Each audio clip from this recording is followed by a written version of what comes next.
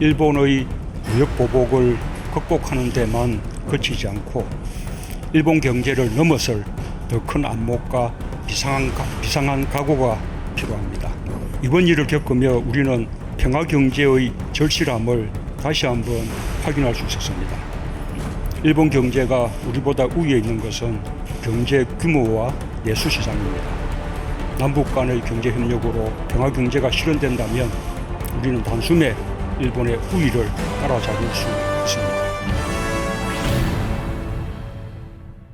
아주 날카롭게 화면을 노려보고 계셨던 전원책 변호사에게 먼저 기회를 드리겠습니다. 예, 제가 얘기를 할게요. 네, 대통령의 메시지에 대해서는 어떻게 생각하십니까? 작년에 강제징용 판결이 있고 나서 네. 우리나라 주식시장이 제일 민감하거든요. 네. 이 외국인들, 특히 외국인들의 공매도가 사상 최대입니다.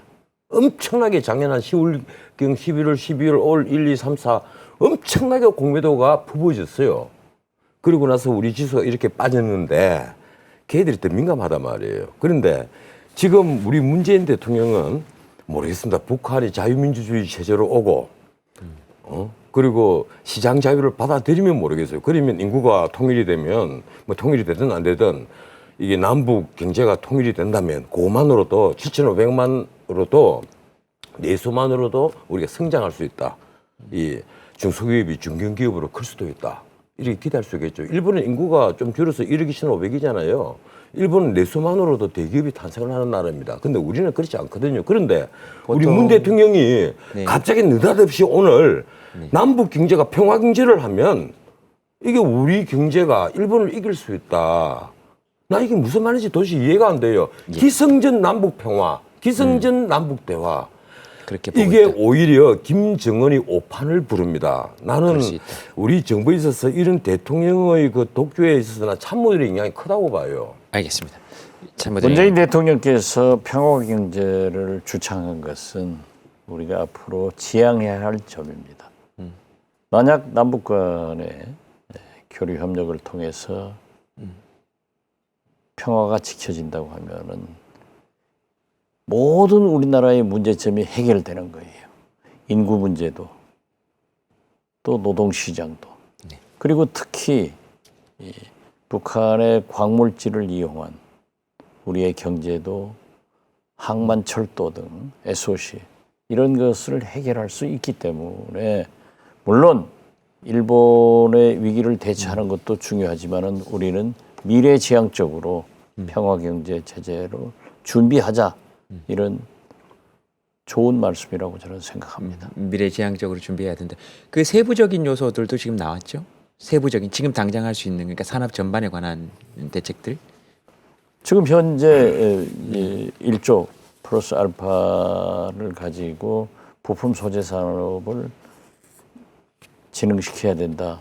오늘 산업자원부에서 그러한 것을 발표도 했습니다. 네, 그러면 메시지를 그렇게 보시는 거군요. 세부적인 대책은 그렇게 하고 지향해야 되는 것은 어찌됐든 내수시장 확보나 그다음에 통해야 되는 걸 확보하기 위해서 평화경제체제로 가야 된다. 그런 메시지로 받아들이신 것 같습니다. 그렇죠. 네. 이 산업부가 그 지금 1조 플러스 알파 하는 거는 무슨 얘기고 총계 45조를 푸고 넣어서 이 소재 산업을 키우겠다. 그런데 20대 품목은 1년 안에 나머지 80대 품목은 그 앞으로 5년 안에 그러면 1년 더하기 플러스 알파 5년 동안 한국의 이 소재 산업을 바탕으로 하는 그 완성제 혹은 중간제 어떻게 하라는 거예요? 나는 그 물론 여기에는 우리 그 정부의 잘못만은 아닙니다. 그런데 내가 참 답답해하는 것은요.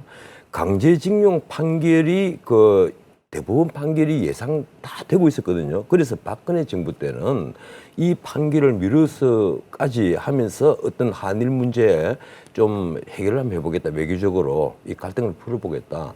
그런데 양성태 대법원장이 거꾸로 사법농단으로 구속이 돼서 재판을 받았습니다.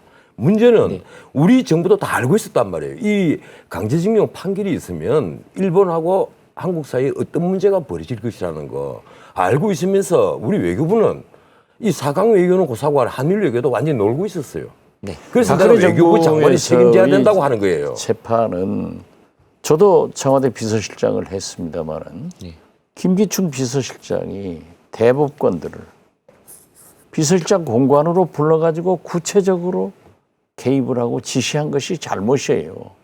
이것을 우리 민주국가에서 마치 옹호하는 것은 있을 수 없다. 그리고 사법부의 판결은 사법부의 판결대로 존중돼야 됩니다. 거듭 말씀드리지만 집에 화재가 났는데 보험회사에서 집값만 보상해주면 안 된단 말이에요. 그 안에 있는 재산과 생명 이것도 배상을 해야 된다 하는 것을 생각해야 됩니다.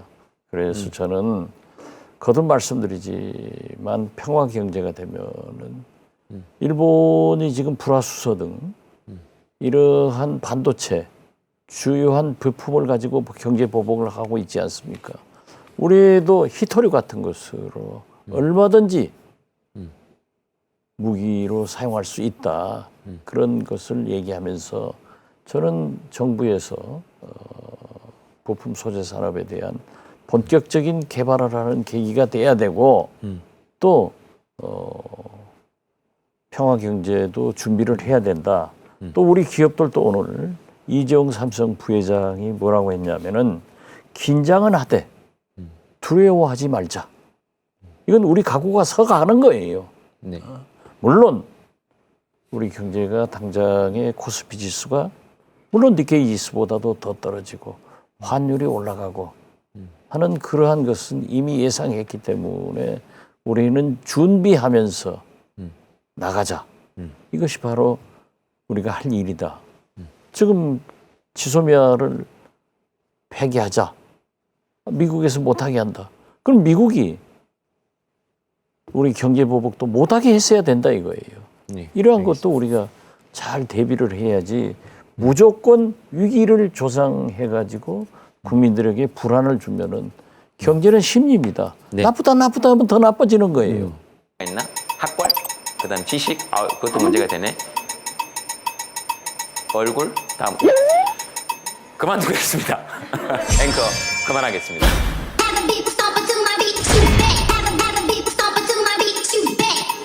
뉴스가 원래 이렇게 막 다 지나다닙니까?